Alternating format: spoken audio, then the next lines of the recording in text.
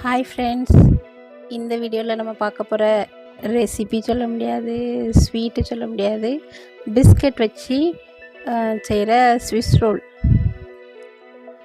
இந்த name Swiss role அப்படிங்கிறது என்னென்னா, ஸ்பாஞ்சு கேக்கை வந்து ரோல் பண்ணி கொடுக்குறது தான் ஸ்விஸ் ரோலாம். அந்த லேயர் வந்து ரொம்ப சாஃப்டாக இருக்குமா. அப்புறம் இதோட ஆரிஜின் வந்து சுவிட்சர்லாந்து கிடையாதான். எந்த ஊர் அப்படின்னா யூரோப் கண்ட்ரியோட தான். பட்டு சுவிட்சர்லாந்துக்காரங்க சஜஷன் பண்ணியிருக்கலாமா இந்த நேமு. இந்த இன்ஃபர்மேஷன்லாம் ஏன் சொல்கிறேன் அப்படின்னா, சாம்பாரும் புளிக்குழம்பும் வச்சுக்கிட்டு இருந்த நாம் ஸ்விஸ் ரோல் செய்கிற அளவுக்கு பெரிய ஆள் ஆகிட்டோமா அப்படின்னு பார்த்துட்டு கூகுளில் சர்ச் பண்ணி என்ன சொல்ல, இந்த டிஷ்ஷை பற்றி நமக்கு எதுவுமே தெரியாது அப்படிங்கிறதுக்காண்டி அதை பார்த்துட்டு அதுக்காண்டி சொல்கிறேன். இது செய்கிறதுக்கு 2 பாக்கெட் ஓரியோ பிஸ்கட் எடுத்துக்கிட்டேன், 2 பெரிய பாக்கெட். அதில் க்ரீம் தனியாக, பிஸ்கட் தனியாக செப்பரேட் பண்ணுறேன். ஃபஸ்ட்டு 2 பாக்கெட் பிஸ்கட் எடுத்தேன். நீங்கள் அதை விட 1 பாக்கெட் போதுன்னா கம்மியாக கூட எடுத்துக்கிடலாம். அப்புறம் பிஸ்கட்டை இப்படி ரஃப்பாக பொடிச்சு போட்டுக்கோங்க.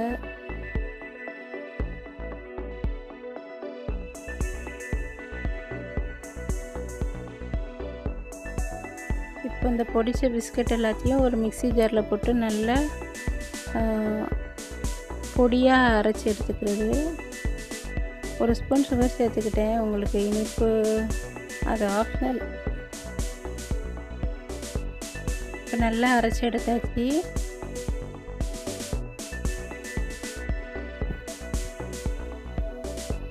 இப்போ இந்த பொடியில் வந்து நம்ம பால் ஆட் பண்ணி நல்லா ஃபைன் பேஸ்ட்டாக மிக்ஸ் பண்ண போகிறோம்.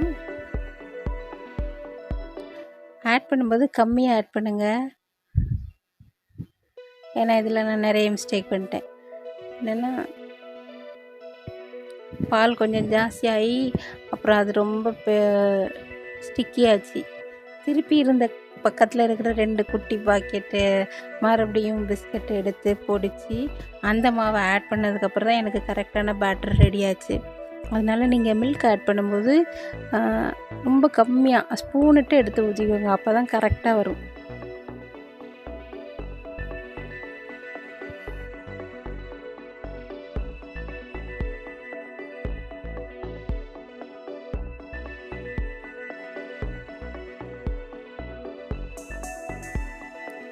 இந்த மாதிரி ஸ்பூனில் எடுத்து ஆட் பண்ணுங்கள், அப்போனா தான் கரெக்டாக இருக்கும். இல்லைன்னா என்ன, செஞ்ச மாதிரி எக்ஸ்ட்ரா 1 பாக்கெட்டை ஆட் பண்ணிக்க வேண்டியதுதான்.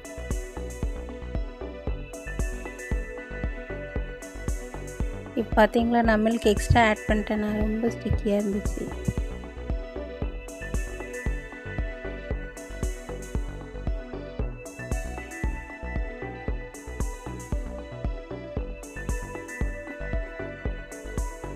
ஸோ இப்போ நல்லா மாவு எல்லாத்தையும் ஆட் பண்ணி பேட்டர் ரெடி பண்ணியாச்சு. நல்லா சாஃப்டாக இந்த மாதிரி ரெடி பண்ணிக்கிடணும். சப்பாத்தி மாவு பிணையிற மாதிரி இந்தளவுக்கு டப்பு டப்புன்னு போட்டு அடிக்கணுமா அது எனக்கு தெரியல. பட் நான் செஞ்சேன் அப்படி.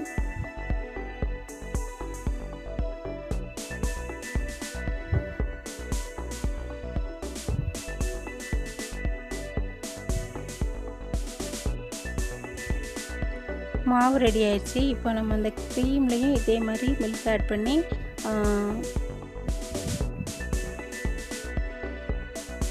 அதையும் பேஸ்ட் மாதிரி ரெடி பண்ண போகிறோம். நான் ஃபஸ்ட்டு ஆட் பண்ண அந்த 2 ஸ்பூனு மில்கே எனஃபாக இருந்துச்சு இந்த க்ரீம் ரெடி பண்ணுறதுக்கு. இது வந்து இந்த விஸ்க் அதை வச்சுலாம் யூஸ் பண்ணாதீங்க, ஸ்பூன் வச்சு மிக்ஸ் பண்ணால் தான் கரெக்டாகும். இல்லைன்னா அந்த கேப்லலாம் போய் அந்த மாவு செட்டில் ஆயிடுது. ஸோ ஸ்பூன் வச்சு நல்லா க்ரீம் மாதிரி இந்த மாதிரி ரெடி பண்ணிவிட்டு அதில் அப்ளை பண்ணுவோம்.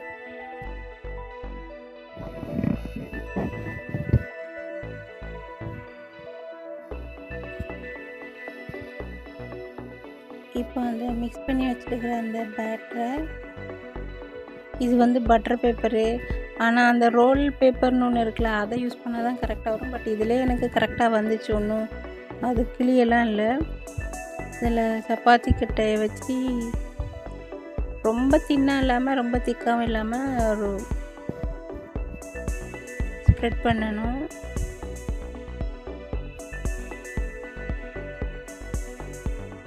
அப்புறம் இதை வந்து பெர்ஃபெக்டாக ரெக்டாங்கிள் ஷேப்புக்கு ஒரு ஸ்கொயர் ஷேப்புக்கு கட் பண்ணணும்.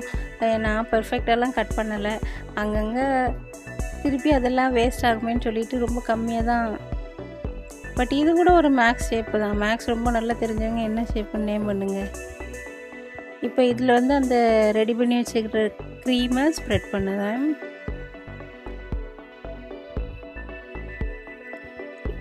மறுபடியும் நான் இந்த ஸ்விஸ் ரோல் அப்படிங்கிற நேமுக்கே வரேன்.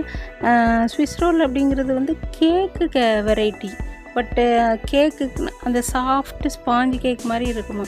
பட் இந்த பிஸ்கட்டை வச்சு நம்ம செய்கிறப்போ அந்த அவுட்டர் லேயர் வந்து சாஃப்டாலாம் வரல, பட் டேஸ்ட்டாக இருந்தது சொல்லலாம்.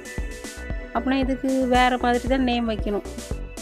நல்ல குக்கிங்கில் எக்ஸ்பர்ட்டு இன்னும் டிஃப்ரெண்ட்டாக இருங்க. பிஸ்கட் வச்சு செய்கிற ரோலு அந்த மாதிரி வேணால் சொல்லலாம். ஸ்பாஞ்ச் கேக் மாதிரி இது எப்படி இருக்குது? ஸ்பாஞ்ச் அந்த கன்சிஸ்டன்சி நான் செய்யும்போது கிடைக்கல.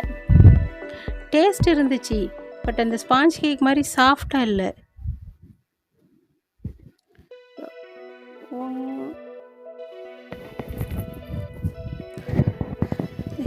இது நல்லா ரோல் பண்ணி எடுத்து ஒரு 2 hours வந்து ஃப்ரிட்ஜில் வச்சு எடுத்தால் நமக்கு ஸ்விஸ் ரோல் ரெடி. இப்போ இதை நான் அப்படியே ஃப்ரிட்ஜில் வைக்க போகிறேன்.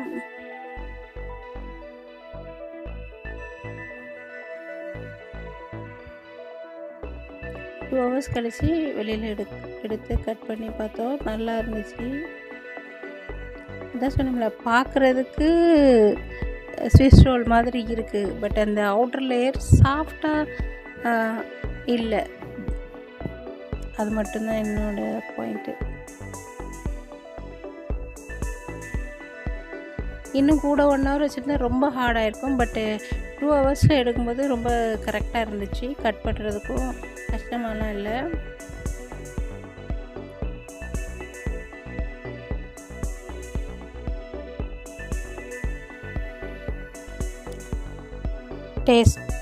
டேஸ்டான ஸ்விஸ் ரோல்னே நானும் சொல்கிறேன். வேறு டிஃப்ரெண்ட்டாக நேம் உங்களுக்கு தோணுச்சுன்னா நீங்கள் கமெண்ட் பாக்ஸில் சொல்லுங்கள். அந்த நேமே நம்ம வைக்கலாம். அந்தளவுக்கு பெரிய ஆள் இல்லை, அதெல்லாம் தோன்றதை சொல்கிறேன்.